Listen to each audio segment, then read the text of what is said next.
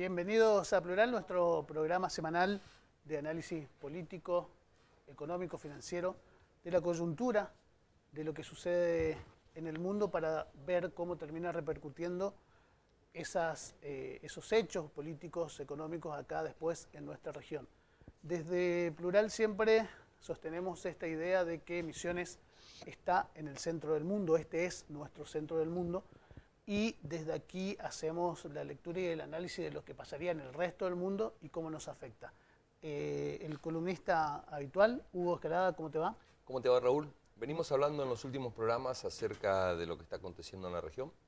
Hemos dado ejemplos de lo que ha acontecido también a lo largo de todo el 2019 en otros lugares del planeta, como para mostrar que este estado de protesta que hemos denominado nosotros está hoy más vigente que nunca. Para continuar con esa línea, no solamente fuimos ubicando los países latinoamericanos que han tenido levantamiento en los últimos meses, sino que también nos fuimos a analizar lo que fue la primavera árabe en su momento. En el programa anterior lo escuchábamos a un intelectual, a un sociólogo, a Manuel Castells, un profesor universitario, contándonos cómo hoy está muy deslegitimada la democracia en general. Él habla de crisis de la democracia liberal, y obviamente crisis del capitalismo también. Hoy le vamos a dar una nueva vuelta de tuerca a Raúl, porque hoy nos interesa hacer una simbiosis entre estas crisis que se están manifestando producto de la desigualdad, pero también vamos a ver a los clásicos. ¿Qué decían los clásicos, los autores clásicos del capitalismo? Vamos a ver qué pensaba Adam Smith. Vamos a ir allá al 1700. Y después vamos a ver también qué ha sugerido o qué ha impuesto, porque la mayoría de los países que integran la ONU han adherido, la Asamblea General de la ONU en lo que dio en llamar Agenda 2030. Todo ello para después terminar con palabras de un lingüista norteamericano famoso, un activista político, Noam Chomsky, que también se refiere a la cuestión. Así que todos estos análisis que estamos haciendo, Raúl, desde hace, yo diría, 2 o 3 programas, tratando de entender lo que está pasando en la región, colaboran como para ir entendiendo no solamente lo que puede pasar, lo que está pasando, sino también lo que vienen advirtiendo. Claro. Desde la sociedad científica, desde el campo intelectual, desde, si se quiere, los ambientalistas, porque todo está ligado. Así que, ¿qué te parece si arrancamos la columna del día de hoy recordando a Adam Smith? Adam Smith ha sido no solamente un brillante filósofo, un brillante economista, sino que ha sido utilizado a través de la historia como una especie de referencia insoslayable del capitalismo. Adam Smith, entre sus numerosas obras, escribe una que tuvo relevancia y que fue muy famosa, que le tardó 10 años escribir, que se llama La riqueza de las naciones. La mayoría de los economistas y quien se refiere al capitalismo siempre lo pone a Adam Smith como el paladín del capitalismo, el que de alguna manera decía que el Estado no se tenía que meter, que tenía que dejar que la actividad privada se autorregule entre oferta y demanda, el que hablaba de la mano invisible del mercado. Bueno, ha sido mal interpretado a lo largo de mucho tiempo Adam Smith. Así que a mí me pareció oportuno, a partir de esta crisis que estamos teniendo, esta crisis latinoamericana, fuerte crisis, pero que también rige en otros países del mundo, producto de la desigualdad, del ingreso, producto de la concentración de la riqueza. ¿Qué les parece si vamos brevemente a recordar a Adam Smith? Vamos a sacar un par de textos importantes, un par de citas de su libro La riqueza de las naciones, para que no lo sigan malinterpretando. Porque si bien Adam Smith escribe La riqueza de las naciones, lo hizo con un profundo sentido moral. Adam Smith hablaba de que la verdadera riqueza de las naciones no estaba en acumular oro, sino en generar trabajo para la gente. Claro. Decía Adam Smith, en definitiva, que lo que genera la riqueza en las naciones es el trabajo mancomunado y la solidaridad de la gente. Después se terminó malinterpretando esto, llevándolo hacia otro lado, y se apuntó a la riqueza y a la acumulación como, de alguna manera, como éxito, claro, puntuales del éxito económico. Así que a mí me gustaría compartir con él 2 frases, porque no nos alcanza el programa como para hablar mucho más de la riqueza de las naciones. Vamos con la primera. Esta es importante porque esta esta frase, la primera frase de Adam Smith, es la que va a ser como vaso comunicante de toda la columna del día de hoy. La máxima vil, esa es una famosa máxima de Adam Smith. Adam Smith decía que la máxima vil de los poderosos parece haber sido siempre todo para nosotros, nada para los demás. Se refería a ellos y nosotros le agregamos que no fueron ni son liberales, son sencillamente poderosos. Hay que distinguir, porque uno generalmente cuando habla de los liberales, cuando habla de las políticas liberales, tiende a confundir con el neoliberalismo, tiende a confundir con la concentración de la riqueza, claro, con lo que estamos viviendo hoy en día. Y eso tiene que ver con poderosos, eso no tiene que ver con liberales en su sentido amplio. Por eso nos pareció interesante rescatar la máxima vil que en su momento en La riqueza de las naciones expresó Adam Smith, y decir que frente a esta máxima vil, donde los poderosos son los que quieren todo para ellos y nada para los demás, solo cabe la rebelión, claro, porque no hay otra manera de enfrentar esta máxima vil. Claro. Y es la rebelión la que estamos viendo nosotros en distintos lugares del mundo, pero fundamentalmente en Latinoamérica en estos últimos meses. Hay una segunda frase de Adam Smith, que la tenemos ahí, donde claramente Adam Smith, si uno entiende e interpreta cabalmente su obra, esta frase deja en claro que el pensamiento de él no era un pensamiento que apuntaba al capitalismo salvaje. Fíjese lo que dice: todo ejercicio de la libertad natural de unos pocos individuos, lo que está pasando hoy, unos pocos grandes millonarios, todo ejercicio de la libertad natural de unos pocos individuos que ponga en peligro la seguridad de toda la sociedad es y debe ser restringido por las leyes. Es más que claro Adam Smith. Claro. El padre del capitalismo, quien todo el mundo cita en el mundo entero como el padre del capitalismo, está diciendo de una manera muy clara: primero, la máxima vil, que es la máxima de los capitalistas, la máxima que han impuesto todo para nosotros, nada para los demás, va a llevar al mundo a una situación muy pero muy preocupante. Para que ello no ocurra, dice Adam Smith, y ahí pongo la segunda cita, tiene que estar regulado. La ley tiene que limitar claramente los intereses de estos capitalistas. Digo esto porque mucha gente se refiere, yo a veces veo en la televisión se hace referencia permanente, claro, que citan constantemente. Hay un economista que ha cobrado mucha fama últimamente en Buenos Aires, que tiene una especie de peluquín, que es egresado de la Universidad de Itela, que siempre lo está citando a Adam Smith, y él dice que él es un liberal, pero nunca termina de aclarar el pensamiento liberal de Adam Smith, que es totalmente contrario, ¿sí?, a el pensamiento que impera hoy en día en el mundo económico. Después de esta visita, si se quiere, clásica para tratar de reinterpretar a Adam Smith, me gustaría que nosotros nos traslademos a este esquema de desigualdad en la que estamos viviendo. Venimos de Adam Smith del 1700, venimos al presente. Un esquema de cada vez mayor concentración de la riqueza. Tengo para compartir con ustedes la portada del Diario del País de hace poco tiempo y después también un análisis de la banca Credit Suisse. Primero vamos con esta portada del Diario del País. Estamos en España, fíjese lo que dice la portada. ¿No? Contundente. El 1% más rico tiene tanto patrimonio como todo el resto del mundo junto. Recuerde lo que decía Adam Smith, lo vimos hace un ratito nada más, que las leyes debían imponerse para evitar que unos pocos tengan imperio sobre el resto de la sociedad. Vamos a ver de esta portada que estamos viendo acá, vamos a ir a un gráfico que explica claramente lo que estoy hablando. Que es un gráfico elaborado por la banca Credit Suisse. Es una pirámide donde vamos a ver representada a toda la humanidad, a quienes estamos hoy sobre el planeta Tierra. Ahí usted tiene un triángulo, una pirámide, perdón. La cifra que usted ve arriba es la de cantidad de millones de personas y la cifra de abajo el porcentaje. Vamos a arrancar por abajo. Fíjese, 3.386 millones de personas hoy son el 71% de la población mundial. Ese 71% mayoritario tiene solamente el 3% de la riqueza. Y ahí hay un establecido al margen izquierdo de que ese 71% de habitantes hoy por hoy tiene menos de $10.000 al año. ¿Sí? Nos trasladamos al segundo escalón, en donde está el 21% de la población, aproximadamente 1.000 millones de personas, que tienen el 12,5% de la riqueza. Y ahí estamos hablando de personas que tienen un capital de entre $10.000 y $100.000. El siguiente, el que está más para arriba, ya son 349 millones de personas. Nótese cómo se va achicando la cantidad de población. El 10% de lo que está de la base. Exactamente. Ese 7,4% de la población ya tiene el 39,4% de la riqueza. O sea, tienen capital de entre 100.000 y $1.000.000.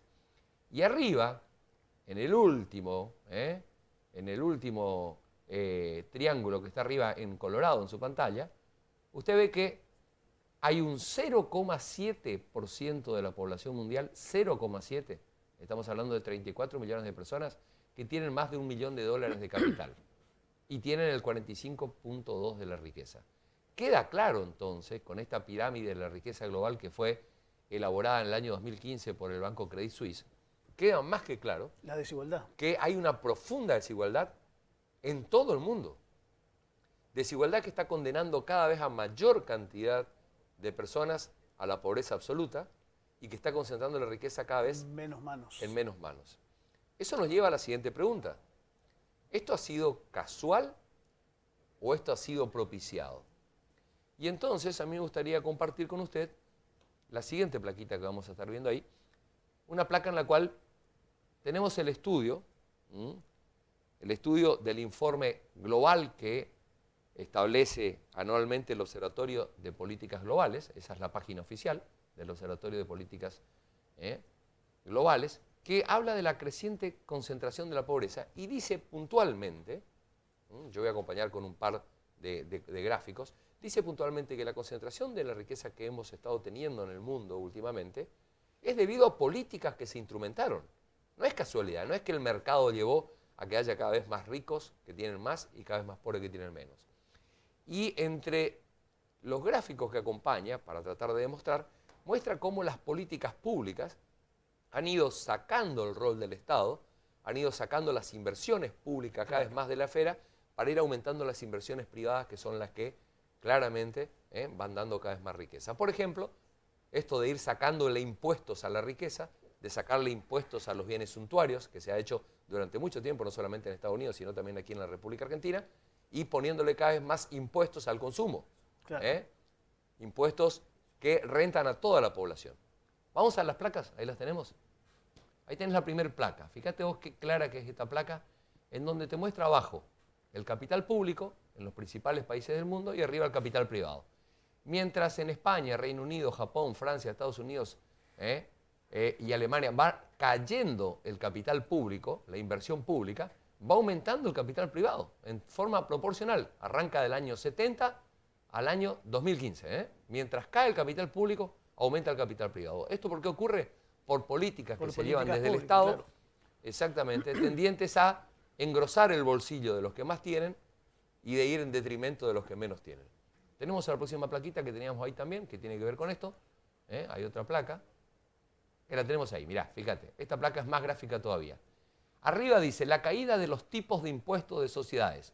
Vos sabés que todas las sociedades tienen impuestos, ¿no? Se le grava con impuestos. Fíjate lo que ha estado pasando, Raúl, desde el año 1990 al 2015. En el año 1990, en la mayoría de las economías avanzadas, en los estados emergentes y los países en desarrollo, los impuestos a distintos tipos de sociedades llegaban casi hasta el 45%, claro, que es lo que está viendo en el margen izquierdo. Y fíjate cómo fue cayendo hasta el año 2015, donde apenas orilla por arriba del 20% 27. Y en algunos casos llega al 25%. Entonces, cada vez menos impuestos, menos obligaciones para los que más tienen y cada vez mayor cantidad de impuestos para los que menos tienen. Esto claramente va propiciando un gran estado de pobreza. Y fíjate vos que esto económicamente, y acá le quiero hablar a usted que nos está viendo al otro lado, esto económicamente es absolutamente perjudicial. Y le voy a hacer ya una especie de silogismo rápido para demostrarle. Si usted aumenta el cobro de impuestos sobre los que más tienen, si aumentamos el cobro de impuestos y de tasas sobre quienes tienen más riqueza, con ese dinero que se saca de quienes tienen más riqueza, el Estado puede mejorar la salud, puede mejorar la educación, puede mejorar la justicia, puede mejorar la seguridad.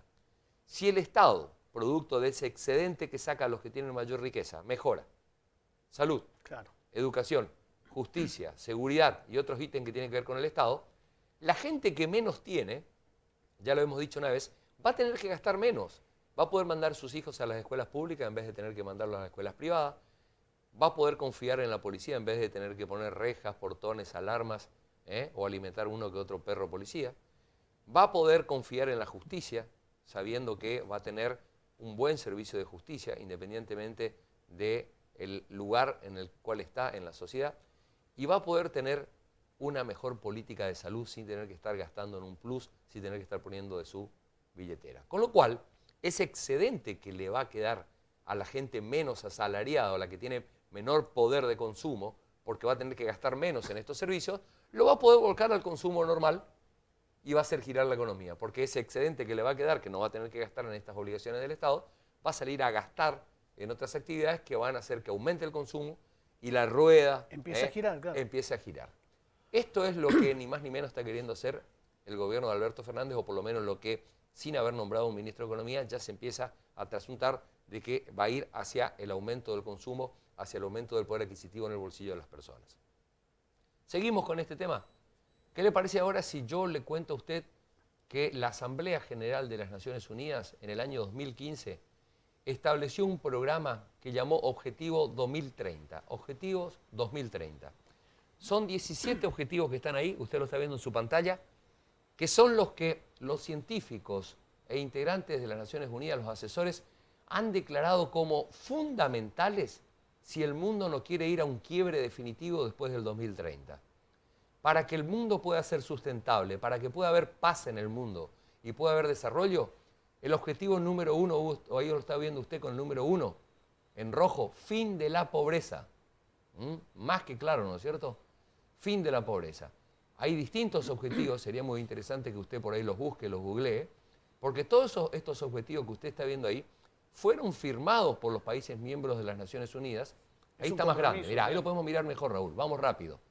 Fin de la pobreza, hambre cero, salud y bienestar, educación de calidad, igualdad de género, agua limpia y saneamiento, energía asequible y no contaminante. Estamos hablando de la defensa del medio ambiente. Trabajo decente y crecimiento económico. Industria, innovación, infraestructura. Reducción de desigualdades. Ciudades y comunidades sostenibles. Producción y consumo responsable. Acción por el clima, ahí estamos hablando nuevamente del medio ambiente. Vida submarina, vida de ecosistemas terrestres, paz, justicia e instituciones sólidas. Y finalmente, alianzas para lograr estos objetivos. Estos 17 objetivos que se trazó las Naciones Unidas son obligación para todos los países que adhirieron y se comprometieron a poner recursos para ir logrando cada uno de estos objetivos en sus países. Claro. Todo ello, Raúl, para poder cerrar en un esquema para el 2030 que haga que este mundo no ingrese en una espiral de violencia, que es lo que estamos viendo con todos los levantamientos en Latinoamérica y en distintos lugares del mundo, que vaya a un mundo, que sea un mundo más sostenible, que cuide al medio ambiente. Se me está yendo el tiempo, no quiero cerrar esto sin hablar de Noam Chomsky. Noam Chomsky es un lingüista, ahí usted lo está viendo en pantalla, es lingüista, filósofo, es politólogo, es un gran pensador e intelectual estadounidense que viene abogando hace mucho tiempo por un mundo más sostenible, y él dice, hay que mirar a los aborígenes. Fíjense cómo los aborígenes vivieron muchísimo tiempo sobre la Tierra, mucho más que el hombre blanco, y no han roto su pacto con la naturaleza, han hecho claro, una economía sostenible y sustentable, y nos muestran el camino, dice Noam Chomsky. Vamos a escuchar, como para culminar un poquito esta columna, hubo hace muy poco tiempo una reunión muy importante que se dio en México, donde fueron invitados expertos en el tema, y habló también finalmente Noam Chomsky, y va a ver usted cómo hace referencia a la máxima vil, esa con la que comenzamos la columna de Adam Smith. Va a ver cómo él habla de Adam Smith, dice que esta profunda desigualdad que hay hoy no es inherente al ser humano, o sea que esto ha sido insertado en el ser humano, esta búsqueda de riqueza constante no es propia del ser humano y el ser humano puede cambiar esto, pero para cambiar esto, dice al final Noam Chomsky, tenemos que tener un compromiso de cambiar las instituciones que creamos. Claro. ¿Lo compartimos? Estamos creando lo que a veces se le denomina la tragedia de los comunes, es decir, lo que nos atañe a todos, la tragedia que estamos construyendo. fue predicha. Realmente pues, es un producto natural de lo que Adam Smith describió como la fuerza impulsora del capitalismo en ciernes, en sus palabras, la máxima vil de los amos de la humanidad, todo para nosotros y nada para nadie más.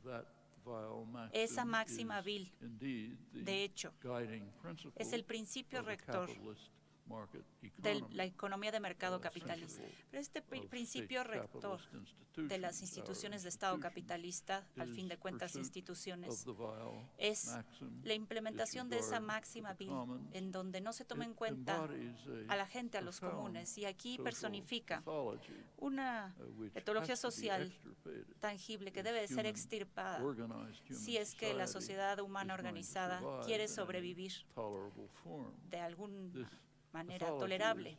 Esta etología no está enraizada en la naturaleza humana, es un fenómeno reciente.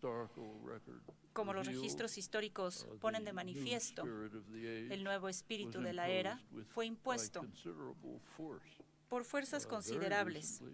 En tiempos muy recientes, primero en Inglaterra, posteriormente en otros lados, pero siempre hubo resistencia amarga por parte desde que se implementó este proceso en un principio hasta ahora, ya por mucho tiempo ha tratado de impulsar el nuevo espíritu de la era en la mente de la gente y aceptar la subordinación a esa sociedad deshumanizada bajo el yugo de los amos. Pero es superficial. Muy por debajo de la superficie hay mucha resistencia y vemos el resentimiento, el enojo y el miedo que se está gestando en el resto del mundo. Las sociedades tradicionales indígenas en todo el mundo van a la vanguardia al tratar de rescatarnos de nuestra locura y para conservar los bienes públicos necesitamos tener los medios para poder sobrevivir y hay muchos ejemplos. Hay posibilidades técnicas y sociales para poder lidiar con ello, pero aquí viene una pregunta y la pregunta es, ¿tenemos la voluntad de enfrentar la pregunta fundamental que atañe a las instituciones que hemos construido nosotros y los valores que rigen nuestras vidas?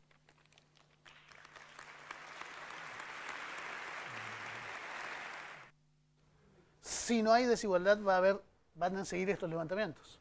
Todas las hipótesis, todos los escenarios, todo lo que dicen los científicos con los cambios climáticos, todo está relacionado en un mundo con mayor desigualdad, con mayor pobreza, cuanto más pobreza, mayor contaminación, todo es un círculo, todo está relacionado, así que la Asamblea de las Naciones Unidas claramente lo ha dicho en sus objetivos 2030, si no se cambian estas cuestiones, el mundo va a una situación de fuerte, pero fuerte crisis y de quiebre, como lo dice Noam Chomsky.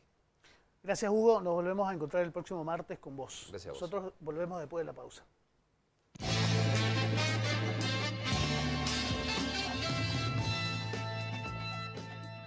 Segundo bloque de Plural. En este espacio solemos presentar un tema. En esta ocasión vamos a hablar sobre cambio climático y las acciones que está desarrollando la provincia de Misiones en esta área. El cambio climático es un reto global que no tiene fronteras y que para combatirlos tienen que participar o van a participar la mayoría de los países que terminaron suscribiendo un acuerdo. Respecto al cambio climático hay dos cuestiones que suelen ser mal interpretadas. Por un lado, el cambio climático en sí y por otro, el calentamiento global. El calentamiento global es la causa del cambio climático, pero no son los mismos, no son sinónimos. La Tierra ya se había calentado en momentos anteriores, pero los procesos de enfriamiento fueron mucho más lentos. A partir de 1700, de la Revolución Industrial, empezó con la actividad del hombre, empezó una serie de impactos que terminaron acelerando este proceso de calentamiento global y que llevó a que la temperatura en el mundo suba más de 1,1 grados y se espera que para fines de 2030 llegue aproximadamente a 2 grados, lo que afectaría a todo el planeta en realidad y causaría una serie de cuestiones bastante problemáticas, sobre todo relacionadas con el aumento de los gases de efecto invernadero, con la deforestación, la destrucción de los ecosistemas marinos y también el aumento de la población.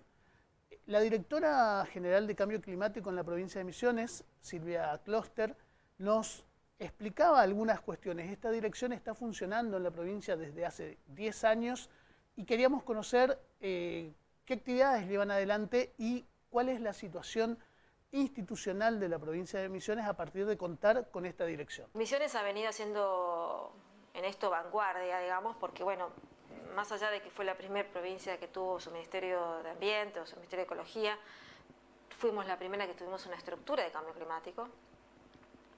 Muy cerquita a nosotros vino la provincia de Buenos Aires con la organización que ellos tienen, que es la ODS.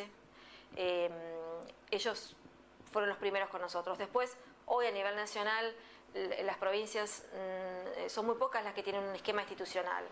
Tienen personas designadas que manejan o que son puntos focales de cambio climático, pero que por ahí no tienen una estructura, no están institucionalizados como tenemos nosotros, que estamos en un raviol del Estado, ¿no? Ahí ya nuestra impronta provincial es otra, ya ahí la provincia ha decidido que es un tema a trabajar. Obviamente nos falta, impulso, como todos, son problemáticas que son a largo plazo, que son complejas y que van cambiando también conforme los acuerdos internacionales. Entonces tiene una dinámica muy particular, pero creo que Misiones está posicionada, digamos, en esto con muchas posibilidades de avanzar con proyectos internacionales y trabajar prolijamente a nivel local. Hay otras provincias que también han armado esquemas, como te decía, Tierra del Fuego, están trabajando ahora, todos están más o menos tratando de incorporar un área técnica específica ya en las áreas de gobierno y no designar una persona, ¿no? Poner una estructura con lo que eso implica, recursos humanos, técnicos, ¿no? Pero yo creo que Misiones tiene una oportunidad única en esto, más que nada o pensando en nuestros bosques, ¿no? En la revalorización de nuestros bosques. Bueno, Misiones está en cuestiones ambientales siempre a la vanguardia. Fue la primera provincia que tuvo un Ministerio de Ecología, fue la primera provincia en contar con un departamento, con una dirección de cambio climático. Fue la provincia, o es la provincia que tiene leyes de avanzada respecto al área de cuidado del monte nativo, que terminó sirviendo esas leyes como base de otras leyes nacionales, y ahora está avanzando con esta dirección de cambio climático. Le preguntábamos también cuál es la situación ambiental de la provincia respecto de la emisión de los gases invernaderos, si somos emisivos o terminamos compensando a partir de esos enormes sumideros que tenemos, que terminan siendo los bosques nativos. Cada provincia tiene, por un lado, emite y por otro lado recibe algún impacto diferente, ¿no? Toda esta información está desarrollada en lo que se llama la tercera comunicación nacional.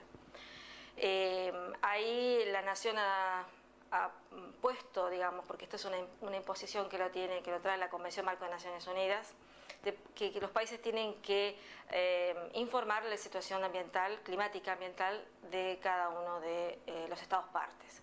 Argentina ha informado, y dentro de lo que es el NEA, nosotros, vamos a tener como impactos, empiezo con adaptación o con impactos en general, vamos a tener mayores islas de calor, o sea, días de calor, más en las ciudades, y vamos a tener un régimen de lluvia más importante, digamos. Si bien no va a haber un aumento demasiado, va a haber un pequeño aumento, pero lo que va a pasar es que va a llover con mayor intensidad en menos tiempo. Con lo cual esto vamos a tener que adaptarnos, vamos a tener que adaptar las ciudades, vamos a tener que adaptar también la actividad productiva, en lo que es el suelo en sí, lo que es la producción. Vamos a tener también probablemente algunos problemas con el tema de manejo del uso de la tierra, de certificación, no grabada, pero sí va a haber lugares en donde todos estos cambios van a generar un poco de este tipo de cosas. Misiones se podría decir en función o en relación con el resto de las provincias que en general tiene una emisión, o es neutro, digamos, en general. Estamos terminando de armar los inventarios, porque si bien emitimos, tenemos una gran cantidad de sumideros, que son los bosques, que son los que nos ayudan de alguna manera a mantener un cierto equilibrio. Que hay que posicionar emisiones en el mundo, con esto sí. Por eso trabajamos en un proyecto de reducción de emisiones por degradación evitada. Se llama en el mundo internacionalmente en los proyectos RED, los proyectos que se pretende darle al bosque un valor agregado, ya sea restaurando, ya sea trabajando con las comunidades. Bueno, nosotros trabajamos en un proyecto que te mencionaba, que es uno de los primeros proyectos que Argentina ha tenido. En ese transcurso se definió lo que es el Plan Sectorial de Bosques y Cambio Climático, que trata de esto, de ver cómo las provincias van a manejar sus bosques. Tiene obviamente relación con la Ley de Presupuestos Mínimos Descriptivos, para poder darle un valor, un plus, más hacia la conservación, más lo que el mundo pueda ofrecer o pueda pagar cuando el mercado termine de desarrollarse, sobre esta cantidad de oxígeno que producen nuestros bosques. Silvia Kloster habló de la Ley de Presupuestos Mínimos de Protección Ambiental de los Bosques Nativos. Esta ley establece los presupuestos mínimos de protección ambiental para el enriquecimiento, la restauración, la conservación, el aprovechamiento y el manejo sostenible de los bosques nativos y de los servicios ambientales que estos bosques brindan a las sociedades. Además, esta ley establece un régimen de fomento y criterios para la distribución de fondos por los servicios ambientales que brindan estos bosques, ¿no? ¿Qué implicará esta ley para la provincia de Misiones? Lo bueno que tiene es que pone a todos en un nivel de igualdad. Ahora todos los estados y todas las áreas de gobierno van a tener que pensar cómo relacionan sus actividades con los planes de mitigación y adaptación de cambio climático. Porque todas las áreas hacen algo que puede beneficiar o no. Entonces ahora vamos a tener que ponernos en una situación, vamos a tener que trabajar codo a codo con otras áreas, agroindustria, energía, turismo. Todas las áreas tienen alguna relación con el ambiente y obviamente con actividades que pueden ser que tengan mayor injerencia en emisiones de gases o no. Por eso hay que aprovechar, digamos, toda esa información. Vamos a tener que trabajar en un sistema de información, también la ley climática, que también lo plantea la ley. Así que bueno, nos queda un gran desafío. Tenemos muchas posibilidades, pero hay que ponerse a trabajar, y estos temas son complejos, son muy técnicos, requieren de mucha información y tecnología y recursos humanos que estén trabajando en el tema.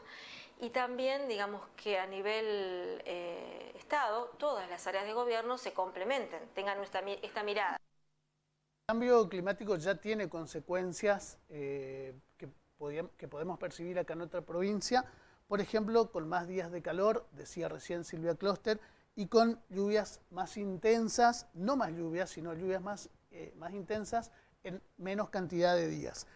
En el mundo, los efectos ambientales que está produciendo este cambio climático tiene que ver con el cambio en los ecosistemas, con la desertificación, con el derretimiento de los polos y la subida del nivel del mar. Los océanos se vuelven mucho más ácidos y eso termina afectando la vida dentro de los océanos. Los fenómenos meteorológicos extremos de los que somos testigos de hace un tiempo, la extinción de especies acelerada en los últimos 100 o 200 años y las migraciones masivas.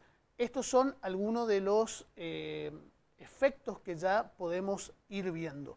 Desde la provincia de Misiones se está analizando un proyecto de ley para convertir a esta dirección en una secretaría una secretaría de Estado con rango de ministerio, que está en análisis en este momento en la Cámara de Diputados. Le preguntábamos qué cambios va a traer para la provincia de Misiones este cambio de jerarquía de una institución, de un organismo como el de cambio climático. La temática que hoy por hoy el mundo está imponiendo, ¿no? Sin desmerecer otras necesidades, otras políticas y otras áreas. Creo que hoy ya con el cambio climático es transversal a todas las áreas, como te he dicho, inclusive la de salud, educación, agro, energía, industria, transporte, turismo. va a permitir, creo yo, que podamos trabajar con mayor injerencia en los organismos del Estado y, como te decía, posicionar a Misiones en una situación mucho mejor de la que está hoy. Esto va de la mano con la ley de presupuestos mínimos, pero esta Secretaría de Estado de Cambio Climático, que tiene funciones relevantes, ya sea a nivel regional, como entidad competente en el tema, con otras provincias, con el COFEMA, con la región, con el sector académico, que siempre necesitamos de la academia en esto, con las instituciones privadas, con el sector privado. El sector privado tiene que ponerse a tiro en estas cuestiones, ¿no? Las ONGs, el Estado, creo que nos va a ayudar a poner, digamos, en el tapete con otra fuerza la problemática ambiental respecto al cambio climático. Y es una oportunidad única también para la provincia, porque también seríamos, tengo entendido que otras provincias están trabajando también en esto, pero si esto es así, si sale el proyecto de ley, que calculo que saldrá, una de las primeras provincias que tenga un ministerio una Secretaría de Estado con rango de ministerio. Podemos ser una de las primeras provincias en tener una Secretaría de Estado con rango de ministerio relacionado con el cambio climático. A partir de esto le preguntábamos a Silvia Kloster, la directora de Cambio Climático de la provincia, ¿cómo pensamos a Misiones hacia adelante, insertos en esta región donde Misiones conserva, pero tenemos una estamos rodeados de monocultivo en los países vecinos? Nosotros estamos en una situación geográfica muy particular y tenemos la presión también de esas áreas donde, si vemos los mapas, nuestros vecinos están con muy poco superficie de bosques, la mayoría ya lo tienen cultivado, obviamente porque hay una necesidad de alimentos, eso no lo dudamos. Nosotros creo que tenemos que, por eso es importante la valoración de los bosques y la valoración de la biodiversidad, porque de alguna manera nos va a servir para poder sostener esta presión, primero digamos demográfica. Misiones, dentro de las provincias del NEA, es la que más ha crecido demográficamente. Somos cada vez más misioneros que necesitamos desarrollarnos. Bueno, hay que ver qué posibilidades le damos, ¿no? Si vamos con los cultivos convencionales, si le ofrecemos algún tipo de proyecto que tenga un incentivo para poder supervivir, para poder vivir de su economía, ¿no? Con aquí que tenga una pequeña cantidad de bosques y pueda utilizarlos, no solo por la biodiversidad, no solo por los bosques, sino también por la actividad turística. Tenemos que ir armando y diseñando un proyecto de provincia diferente, que tenga también un rédito económico, ¿no? En esto tenemos que ser muy concretos. La gente necesita vivir y para esto las teorías son muy lindas, pero la verdad tenemos como misioneros ser responsables en esto y plantear nuevas modalidades que tal vez no vengan a corto plazo, pero sí tenemos que empezar a diseñarlas para que podamos convivir con una diversidad en lo que es agropecuaria, si querés, o de cultivo, con nuestros bosques y nuestra biodiversidad. Mantener ese equilibrio es un poco el desafío, ¿no? Permitiendo que todos puedan desarrollarse. Acá todos los misioneros tienen el derecho y el Estado tiene la obligación de brindar esta posibilidad económica. Bueno, Silvia Kloster nos explicaba recién en esta última pregunta cómo tenemos que comenzar a trabajar relacionados con otra área y empezar a pensar qué modelo de provincia queremos, pensando en desarrollarnos, en conservar y en incluir. Después de la pausa, volvemos en minutos.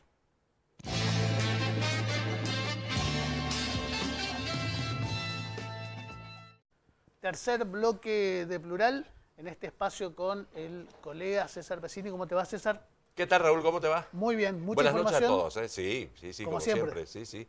Porque en una semana se producen muchas novedades y en particular en materia institucional y política esta semana que pasó y la que vendrá va a ser muy importante, ¿no? El próximo día... Muy intensa. Muy intensa, sí. El próximo día martes, a esta hora, en este mismo canal, bueno, estaremos ya con repercusiones de lo que va a ser la asunción en todos los ámbitos. Ya ¿no? sabremos algo de los gabinetes, supongo. De los gabinetes, ya tendremos los actos de inicio de gestión, con la tradicional jura y la entrega de poder por parte de los que se van a los que vienen, no solamente a nivel nacional, Macri y Alberto Fernández, sino también a nivel provincial, el gobernador Pasaracua que deja la gobernación en manos de Oscar Herrera Watt, y a nivel municipal, bueno, la gestión de Joaquín Lozada que termina y comenzará el ciclo de Leonardo Lalo Estelato al frente de la Municipalidad de la ciudad de Posadas. Acto que se va a hacer a las 18 horas. A las 18. ¿Tenés los horarios de los tres? Así es, a las 11:30 el cambio de mando a nivel provincial se hace todo en la legislatura. A las 10 de la mañana está previsto en el Congreso de la Nación el inicio de todo el movimiento con respecto al recambio institucional de la Nación. Se va a prolongar hasta muy tarde de la noche porque después de la toma de la jura por parte de Gabriela Michetti a Cristina Fernández y Alberto Fernández, después se trasladan a la Casa de Gobierno, la Casa Rosada, y toman juramento a los ministros. Va a ser una larga jornada y un festival popular en Plaza de Mayo, así que una intensa agenda. Y en el ámbito municipal, el ingeniero Estelato asumirá a las 18 horas. 18. Así que ya está confirmado su horario, y allí también el mismo edificio municipal va a ser la toma de posesión de quienes van a ser sus secretarios de gobierno a partir de ese mismo día, pero van a ejercer a partir del día 11. Siguiente, claro, del miércoles. Se van a encontrar ahí con todos sus cargos y con sus despachos y con las tareas que deberán hacer a partir de ahora y por 4 años, ¿no? Con algunas inquietudes por parte de los nuevos intendentes, en el sentido de que se le vienen compromisos financieros muy importantes, el tema del aguinaldo, el tema de la posibilidad de los bonos, que se están anunciando y mucho, así que va a ser una hermosa jornada, ¿no? ¿Qué otra información, César, tenemos? Bueno, hablamos de turismo, porque Misiones, todo el año es turismo. Vamos a recordar una vieja frase, nacida ya por los años 70, ¿no? Donde Misiones todo el año era turismo. Bueno, debemos decir que el pasado fin de semana hubo aquí en la ciudad de Posadas, en el escenario de la cascada del cuarto tramo de la Costanera, lo que se denominó la Feria Provincial de Turismo. Algunos datos que me parecen muy interesantes resaltar. El primero de ellos es que 25 municipios expusieron la variedad turística o la oferta turística que tienen aquí en nuestra provincia. Y además 50 emprendedores privados. Esta muestra es importante, César, porque viene a adelantarse para las vacaciones todo lo que tenemos en la provincia que podemos recorrer y visitar durante las vacaciones. Y conocer. Claro, y conocer, exactamente. Sobre todo. Bueno, por sobre todas las cosas, bueno, se brindó información sobre los destinos atractivos, hotelería, gastronomía, paseos, festivales, alojamientos, con algunas cuestiones muy, pero muy puntuales, ¿no? Los turistas, los visitantes, particularmente preguntaban y hacían hincapié en consultas sobre qué tipo de turismo hay, si religioso, por ejemplo, Capioví, Leandro Nalem, turismo deportivo, las fechas del rally, por ejemplo, en Misiones, promueve un movimiento turístico interno muy, pero muy interesante, el tema de los festivales culturales, la agenda recreativa, los distintos camping, balnearios, en Misiones tiene muchísimo al respecto. Y un detalle, estuve recorriendo precisamente la feria que me llamó la atención. Muchos visitantes preguntan qué tipo de servicio hay en los municipios, ¿no? Si voy a Banda, ¿tengo wifi? ¿Hay una estación de servicio cerca? ¿Hay un hospital cerca? ¿Hay una clínica? ¿La policía? Realmente muy interesante, ¿no? Así que es una buena propuesta del Ministerio de Turismo de la provincia de Misiones, y donde los visitantes, bueno, tuvieron la oportunidad de recabar todo tipo de información. Significa también, Raúl, que los misioneros y los argentinos van a tener como opción, y muy interesante en este verano, Misiones, el turismo interno y a Misiones en particular, ¿no? Por supuesto. Seguimos en el ámbito de turismo porque hay una muy buena noticia. Se ha superado con la cifra de 1.522.000 ingresantes al área de cataratas el récord que teníamos en el año 2018. Así que una aliciente más.